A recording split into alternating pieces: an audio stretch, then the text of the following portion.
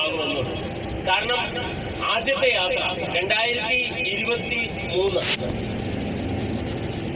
November 24-ാം തീയതി ഞങ്ങൾ ഇതുപോലെ ഒരു യാത്ര 23 പേർ ചേർന്ന് വയനാട്ടിലേക്ക് ഒരു യാത്ര തുടങ്ങി. ആ തുടങ്ങിയ യാത്രയിൽ ഇന്ന് എത്തി നിൽക്കുമ്പോൾ ഏകദേശം ഇപ്പൊ ഈ വാഹനത്തിന്റെ ഡ്രൈവർ അദ്ദേഹം തന്നെ പറയുകയാണ്, ഞാൻ ഏകദേശം 10ഓളം പ്രാവശ്യം ഈ ഒരു യാത്ര ചെയ്തിട്ടുണ്ട് നമ്മളോടൊപ്പം. അങ്ങനെ ഏകദേശം കഴിഞ്ഞ പ്രാവശ്യം സണ്ണി സാറ് വന്നപ്പോ എത്ര വണ്ടി ഉണ്ടായിരുന്നു സണ്ണി സാറേ? 6ഓളം ബസ് ഉണ്ടായിരുന്നു, ചെറിയ ട്രാവലറൊക്കെ കൂടി അല്ലേ. 100-300 പേര് വയനാട് യാത്രയ്ക്കുണ്ടായിരുന്നു. അപ്പോൾ ഇത്രയും ആളുകൾ ഒരു പ്ലാന്റേഷൻ കാണാൻ പോവുകയും ആ കണ്ട ആളുകൾ വീണ്ടും അത് ഏറ്റെടുക്കുകയും ചെയ്യുന്നുണ്ടെങ്കിൽ അതിലൊരു എന്തുണ്ട്, ഒരു വലിയ സത്യമുണ്ട്, അല്ലെങ്കിൽ അതിനൊരു പ്രധാനമായ കാതലായ ഒരു കാര്യമുണ്ട്. ഓക്കെ, ഇപ്പൊ ഞാൻ അതിനെക്കുറിച്ചൊരു ഔട്ട്ലൈൻ നിങ്ങൾക്ക് തന്നിട്ട് വേണം നിങ്ങൾ അവിടെ എത്താൻ. നിങ്ങളുടെ ആരെയും ഉറക്കം കളയുക എന്നുള്ളതല്ല എൻ്റെ ഉദ്ദേശം. അപ്പോൾ എനിക്ക് ആദ്യം അറിയേണ്ടത്, ഈ പ്രൊജക്റ്റ് കേൾക്കാതെ എന്താണ് sandalwood plantation project and heritage resort എന്നതിനെ കുറിച്ച് കേൾക്കാത്ത എത്ര പേര് ഈ വണ്ടിയിലുണ്ട്? എല്ലാരും കേട്ടവരാണോ? അങ്ങനെയാണ് ഞാൻ ചോദിക്കുന്നത്. ഓക്കെ, അതൊന്ന് പ്രോഗ്രാമിൽ വന്നിട്ടുണ്ടായിരുന്നു. ഓക്കെ, നമ്മുടെ എറണാകുളം പ്രോഗ്രാം അല്ലെങ്കിൽ സ്റ്റേറ്റ് ബേസ് ഉള്ള അവയർനെസ് പ്രോഗ്രാം അറ്റൻഡ് ചെയ്യാത്ത ആരെങ്കിലും ഉണ്ടോ ഇതിനകത്ത്?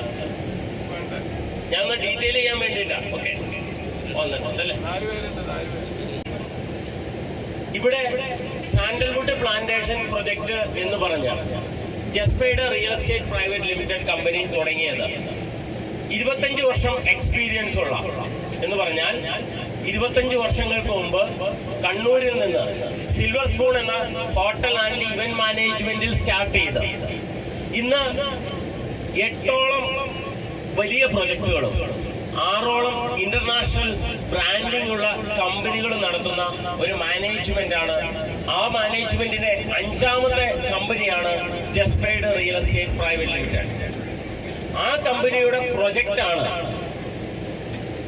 ലോകത്ത് ഏറ്റവും വിലയുള്ള മരങ്ങളിൽ 2ാമത്തെ മരമായ ചന്ദനം.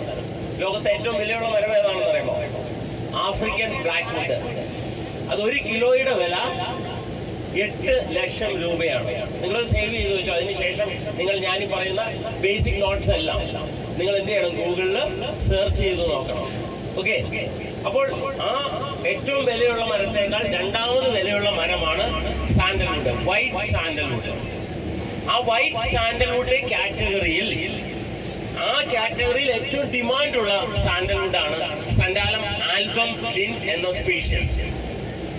ആ സ്പീഷ്യസ് ഈശ്വരൻ ലോകത്ത് നട്ട സ്ഥലമാണ് നമ്മൾ കാണാൻ പോകുന്ന സ്ഥലം. അങ്ങനെ പറഞ്ഞപ്പോൾ മനസ്സിലായില്ല അല്ലെ? എന്ന് പറഞ്ഞാൽ ഞാനൊരു ചോദ്യം ചോദിക്കുക, ഏറ്റവും നല്ല തേയില എവിടുത്തെയാ? ഏറ്റവും നല്ല തേയില എവിടുത്തെ സാറേ? നമ്മൾ മൂന്നാർ എന്ന് പറയുമ്പോൾ പെട്ടെന്ന് മൂന്നാർ പറയും അല്ലേ? ഓക്കെ, എന്തുകൊണ്ടാണ് ആസാമിൽ നമ്പർ 1 തേയില അല്ലെങ്കിൽ ആസാം ഡാർജിലിംഗ് നമ്പർ 1 തേയില ഉണ്ടാവാൻ കാരണം?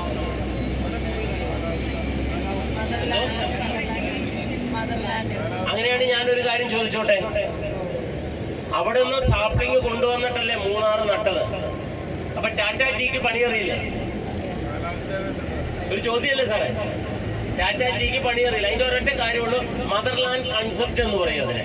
എന്ന് പറഞ്ഞാൽ ഈശ്വരൻ ഭൂമിയിൽ നട്ട സ്ഥലത്തെ ഫസ്റ്റ് ക്വാളിറ്റി ഉണ്ടാവുകയുള്ളൂ. വേറൊരു എക്സാമ്പിൾ നമുക്ക് ചോദിക്കാം, എന്തുകൊണ്ടാണ് MRFും അപ്പോളോയും ഒക്കെ ഇവിടെ നിന്ന് കേരളത്തിലെ റബ്ബർ കർഷകരുടെ കയ്യിൽ നിന്നും റബ്ബർ വാങ്ങിക്കാതെ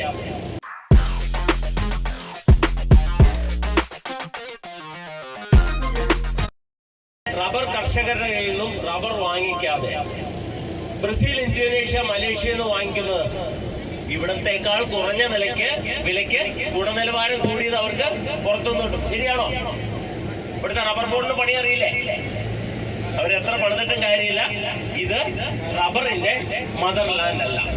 അങ്ങനെ വൈറ്റ് സാൻഡൽവുഡ് എന്ന സൻഡാലം ആൽബം എന്ന സ്പീഷ്യസ് ഈശ്വരൻ ലോകത്ത് നട്ടത് പശ്ചിമഘട്ടത്തിൽ അത് കേരളത്തിൽ ഇടുക്കി ജില്ലയിൽ മറയൂരും വയനാട് ജില്ലയിൽ പുൽപ്പള്ളി കാടുകളിലുമാണ്.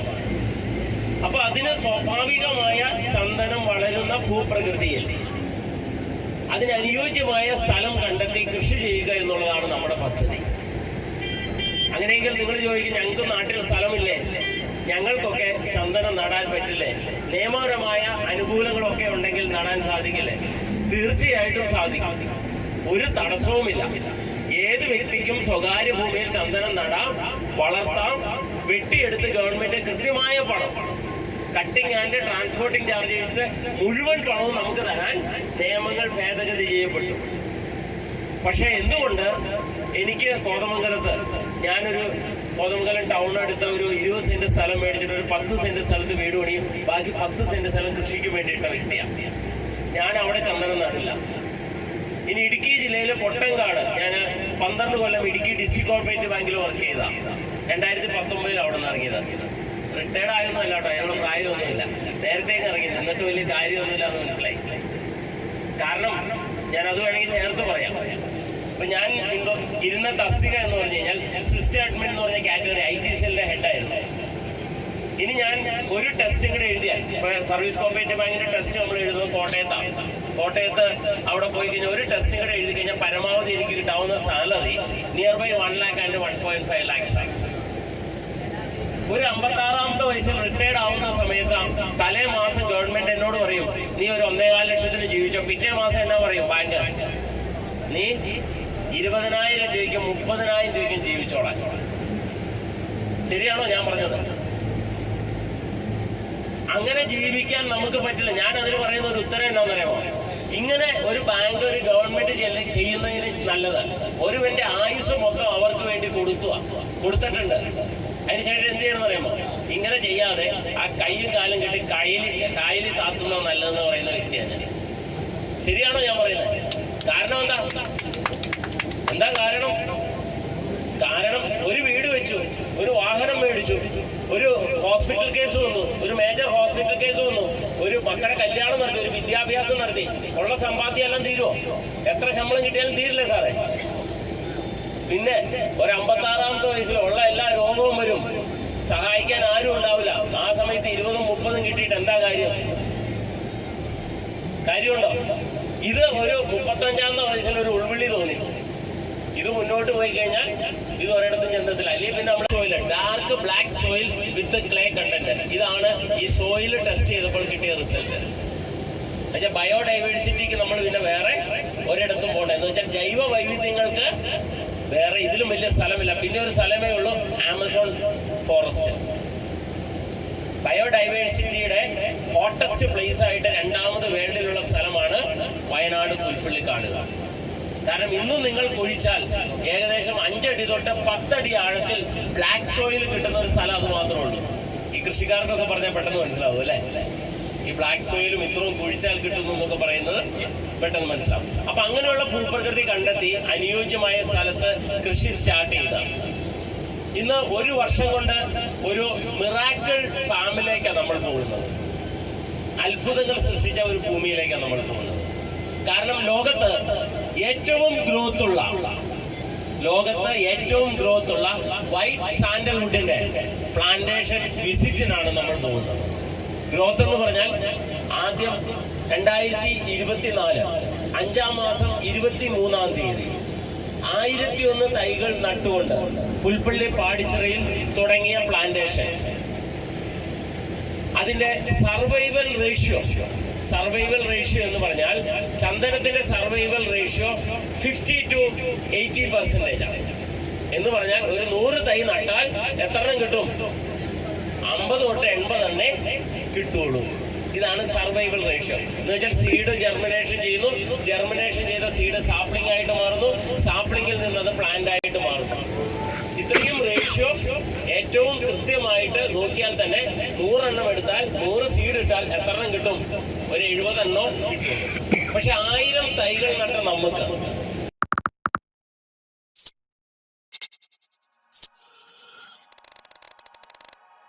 സീഡ് ഇട്ടാൽ എത്ര എണ്ണം കിട്ടും? ഒരു 70 എണ്ണം കിട്ടും. പക്ഷെ 1000 തൈകൾ നട്ട നമുക്ക് 10 10 തൈകളിൽ താഴെ മാത്രമേ ഇവിടെ നഷ്ടപ്പെട്ടിട്ടുള്ളൂ.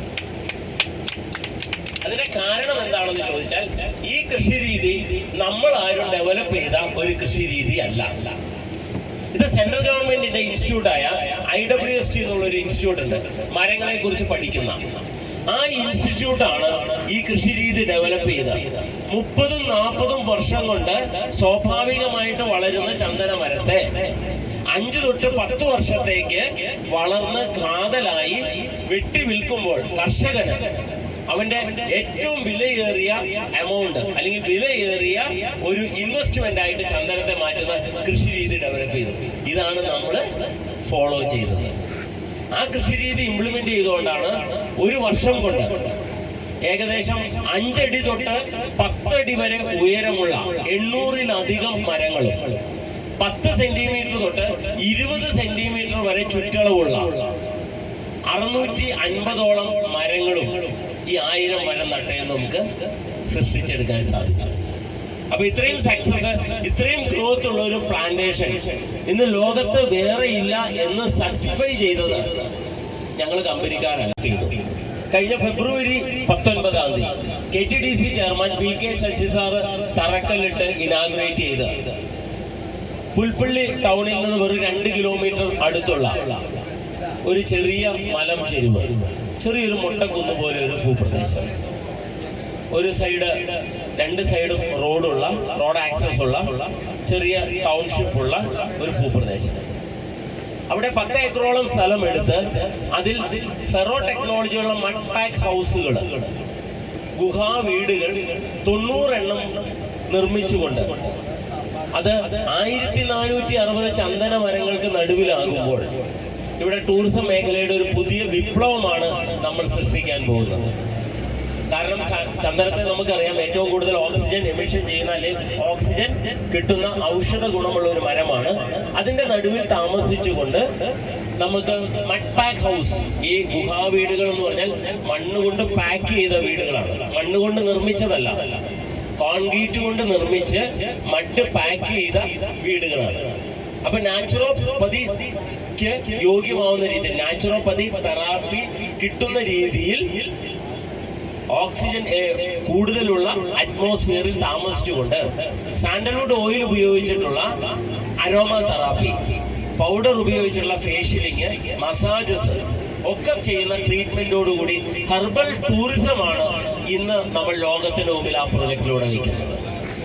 അപ്പൊ ആ പ്രൊജക്റ്റ് ഇന്ന് കോടിക്കണക്കിന് രൂപ മുടക്കി ചെയ്യുമ്പോൾ അത് കോടികളുള്ള കോടീശ്വരന്മാരെ ചെയ്ത് നമ്മൾ കണ്ടിട്ടുള്ളൂ. പക്ഷെ ഇവിടെ ഓരോ സാധാരണക്കാരനും ഈ പ്രൊജക്ടിന്റെ ഭാഗമാകുവാനുള്ള ഒരു പദ്ധതി കമ്പനി ഒരുക്കിയിട്ടുണ്ട്. അത് നമുക്ക് നിങ്ങൾക്ക് എല്ലാവർക്കും ഇപ്പൊ ഇതിൽ ഹെറിറ്റേജ് റിസോർട്ടിന്റെ പാർട്ട്നേഴ്സ് ആയിട്ടുള്ളവരൊന്ന് കൈപൊക്കാമോ? അവിടെ ഒരു കൈയുണ്ടല്ലേ. ഞാൻ 60 ലക്ഷം രൂപയുടെ ഒരു റിസോർട്ട് അതിന്റെ പകുതി മേടിച്ചതാണ് ആളാണ്. ഏകദേശം 30 ലക്ഷം രൂപ കൊടുത്ത് ഞാൻ പകുതി ഒരെണ്ണം മേടിച്ചു. നിങ്ങൾ പോയി കാണുമ്പോൾ ഈ പറയുന്ന ഇത്രയും ഗ്രോത്ത് ഉള്ള പ്ലാന്റേഷനും 3ാമത്തെ പ്ലോട്ട് എൻ്റെ വൈഫിന്റെ പേരിലുള്ള പ്ലോട്ടാണ്. ഞാനിത് ചെയ്തതിന് ശേഷം അല്ലെങ്കിൽ എൻ്റെ ഈ ഒരു കർഷക സംഘത്തിന്റെ കുടുംബത്തിലേക്ക് നിങ്ങളും ഒരു അംഗമാകാൻ 15 വർഷം നമുക്ക് ഒന്നിച്ച് ഈ വിജയകരമായ ഈ പദ്ധതിയിൽ മുന്നോട്ട് പോകാനാണ് ഞാൻ എല്ലാവരെയും ക്ഷണിക്കുന്നത്. അല്ലെ, ഞാൻ മാറി നിന്നിട്ട് അഭിപ്രായം പറയുന്ന ഒരാളല്ല. ഈ പ്രൊജക്ട് ഞാൻ ഏറ്റെടുത്ത് എൻ്റെ കയ്യിലെ പണം മുടക്കി അത് ആധാരം ചെയ്ത് സ്വന്തമാക്കി ആണ് ഈ പ്രൊജക്ട് നിങ്ങളോട് പറയുന്നത്. ഓക്കെ, അപ്പോൾ ആ ഒരു റിസോർട്ട് പ്രൊജക്റ്റും ഇതിനോടുണ്ട്. ഈ സ്ഥലങ്ങൾ ഏകദേശം നമ്മൾ 1500 ഏക്കർ പ്രൊജക്ടിന്റെ 120ഓളം ഏക്കർ ഡെവലപ്പ് ചെയ്തുകൊണ്ടിരിക്കുന്നു. അതിൽ 15ഓളം ഏക്കർ സ്ഥലത്ത് പ്ലാന്റേഷൻസ് ഉണ്ട്. നമുക്ക് സമയത്തിന്റെ ഒരു ക്രമീകരണം പോലെ, യാത്രയുടെ ഒക്കെ ഇതുണ്ടാവും, ക്രമീകരണം പോലെ നമ്മളുടെ വർക്ക് പോകുന്ന ഷെഡ്യൂൾ കൂടി ഞാൻ നിങ്ങളോട് പറയാം. രാവിലെ ഒരു നിയർ ബൈ 6:30, 7 o'clock നമ്മളവിടെ എത്തും. യാത്രയുടെ ഒക്കെ ബുദ്ധിമുട്ട് വെച്ചിട്ട് നിയർ ബൈ എത്തും. അപ്പൊ നമുക്ക് ഫ്രഷപ്പ് ചെയ്യാനുള്ള സംവിധാനങ്ങളുണ്ട്, ഹോട്ടലിൽ അതിനുള്ള സംവിധാനം അറേഞ്ച് ചെയ്തിട്ടുണ്ട്. അതിനുശേഷം ബ്രേക്ക്ഫാസ്റ്റ് ഉണ്ടാകും. അതിനുശേഷം നമ്മൾ ഫസ്റ്റ് നമ്മുടെ ഈ ഒരു ഏറ്റവും ഗ്രോത്ത് ഉള്ള പ്ലാന്റേഷനിൽ നമ്മൾ പ്ലാന്റേഷൻ വിസിറ്റ് ഒക്കെ ചെയ്ത് അവസാനം ഒരു ഉച്ചയോടുകൂടി നമ്മൾ റിസോർട്ടിന്റെ കൺസ്ട്രക്ഷൻ നടക്കുന്ന ലൊക്കേഷനിൽ എത്തും. അതിനുശേഷം നമ്മളൊരു ലഞ്ച് അവിടെ നമ്മളൊരു ഹോട്ടലിൽ അവിടെ അറേഞ്ച് ചെയ്തിട്ടുണ്ട്. നമ്മുടെ പ്രോഗ്രാം നടത്തുന്നതോടുകൂടി അറേഞ്ച് ചെയ്തിട്ടുണ്ട്. അവിടെ നമ്മൾ ലഞ്ച് കഴിച്ച് നമ്മളെല്ലാവരും കൂടി ഒരു ഡിസ്കഷൻ നടത്തി ഇതിനെക്കുറിച്ചുള്ള ഒരു ക്ലാരിറ്റി വന്ന് നമ്മൾ അതിനുശേഷം ഒരു ചായയൊക്കെ കുടിച്ച് അവിടെ നിന്ന് നമ്മൾ പിരിയുന്നതാണ് നമ്മുടെ പദ്ധതി. അതാണ് നമ്മുടെ യാത്രയുടെ ഒരു ട്രാവൽ പ്ലാൻ. അതാണ്. ഓക്കെ. അപ്പൊ അങ്ങനെ നമ്മൾ തിരിച്ച് ഒരു ഏകദേശം 12 മണി 1 മണിയോട് കൂടി ഏകദേശം തിരിച്ച് നിങ്ങൾക്ക് ഇവിടെ എത്താൻ സാധിക്കും. ഓക്കെ. അത് ഏകദേശം മനസ്സിലായല്ലോ അല്ലെ? ഈ ട്രാവൽ പ്ലാൻ മനസ്സിൽ കിട്ടിയല്ലോ അല്ലെ? ഇനിയിപ്പോ വേറെ ടെൻഷൻ ഉണ്ടാവില്ല. ഇനി എപ്പം തിരിച്ചു വരും, എപ്പം പോകും, അവിടെ പോയിട്ട് എന്തൊക്കെയാ ഉള്ളതെന്നുള്ളത് അല്ലെ? Okay, right. അപ്പൊ അതുകൊണ്ട് ഞാൻ ഇപ്പോൾ പറഞ്ഞ കാര്യങ്ങളിൽ എന്തെങ്കിലും ഡൗട്ട്സ് ഉണ്ടെങ്കിൽ ചോദിച്ചാൽ നമുക്ക് ക്ലിയർ ചെയ്യാം. ഇല്ലെങ്കിൽ എന്റെ ഈ ഒരു ശല്യം ഞാനിപ്പോ ഒഴിവാക്കി നിങ്ങളെ ഉറങ്ങാൻ വിടുന്നതായിരിക്കും. അല്ലെങ്കിൽ പാട്ടുകാർക്ക് മദർ ട്രീസി എന്നുള്ള സീഡാണോ എന്ന് നമ്മൾ ആദ്യം മനസ്സിലാക്കണം. The housewarming party is tomorrow, but the guests won't show up because Mr. Menon forgot. പാട്ടുകാർക്ക് മദർ ട്രീസി എന്നുള്ള സീഡാണോ എന്ന് നമ്മൾ ആദ്യം മനസ്സിലാക്കണം. എന്ന് പറഞ്ഞാൽ ഇപ്പൊ നിങ്ങൾക്ക് അവിടെ ചെന്ന് കഴിയുമ്പോൾ 1 വർഷം പ്രായമായ സാധാരണ ചന്ദനം ഫ്രൂട്ട്ഫുൾ ആവണമെങ്കിൽ അല്ലെങ്കിൽ കായ ഇടണമെങ്കിൽ ഏകദേശം 2 തൊട്ട് 3 വർഷം എടുക്കും. പക്ഷെ നമ്മുടെ പ്ലാന്റേഷൻ കൃഷി രീതി കൊണ്ട് 1 വർഷം കൊണ്ട് വരെ പൂവിട്ട് അതിനകത്ത് കായ ഉണ്ടായിട്ട് ഈ കായ എടുത്ത് ജെർമിനേഷൻ ചെയ്ത് സാപ്ലിംഗ് ആക്കി മാറ്റാൻ സാധിക്കും. പക്ഷെ അത് വെച്ച് ചന്ദനം നട്ടാൽ അല്ലെങ്കിൽ അത് വളർന്നാൽ അതിലെന്തുണ്ടാവില്ല? ഹാർഡ്വുഡ് ഉണ്ടാവില്ല. ആ ഹാർഡ്വുഡിൽ ഓയിൽ കണ്ടന്റ് കുറവായിരിക്കും. ആ ഓയിൽ കണ്ടന്റ് എക്സ്ട്രാക്ട് ചെയ്തെടുക്കുമ്പോൾ അതിന്റെ മെഡിസിനൽ വാല്യൂ ആയ ആൽഫ ബീറ്റ റേഷ്യോ കുറവായിരിക്കും. എന്ന് വെച്ചാൽ അതിൽ നിന്ന് കിട്ടുന്ന സാധനത്തിന് ഒരു ഗുണമുണ്ടാവില്ല. വെട്ടിക്കൊടുത്താൽ 1 രൂപ പോലും കിട്ടില്ല. അതുകൊണ്ട് നമ്മൾ സീഡ് കളക്ട് ചെയ്യുന്നത് ഇന്ന് സ്വാഭാവിക ചന്ദനക്കാട് നിലനിൽക്കുന്ന അല്ലെങ്കിൽ അതിന്റെ പ്രൊഡക്റ്റ് മാർക്കറ്റ് ചെയ്യുന്ന ഏക സ്ഥലം മറയൂരാണ്. മറയൂര് ഡിപ്പോയിൽ ചെന്നാൽ അവിടെ മദർ ട്രീസി എന്നുള്ള സീഡ് കിട്ടും. എന്ന് പറഞ്ഞാൽ 84 ഹെക്ടർ മറയൂരുള്ള ചന്ദന ഫോറസ്റ്റിൽ ഏകദേശം 55,000-ഓളം ചന്ദന മരങ്ങളാണുള്ളത്. അതിൽ 5000-ഓളം മരങ്ങൾ മാത്രമേ 100 വർഷം മുകളിൽ പഴക്കമുള്ള മരങ്ങളുള്ളൂ. ആ മരത്തിൽ നിന്ന് ട്രൈബൽസ് സ്പെഷ്യലി പിക്ക് ചെയ്യുന്ന സീഡ്സ് അവിടെ ലേലത്തിന് വെച്ചിട്ടുണ്ട്. ഏകദേശം 20,000 സീഡാണ് ഒറ്റ ലേലത്തിൽ എടുക്കാൻ പറ്റുള്ളൂ. ഒരൊറ്റ പാക്കറ്റാണ് 20,000 സീഡാണ്.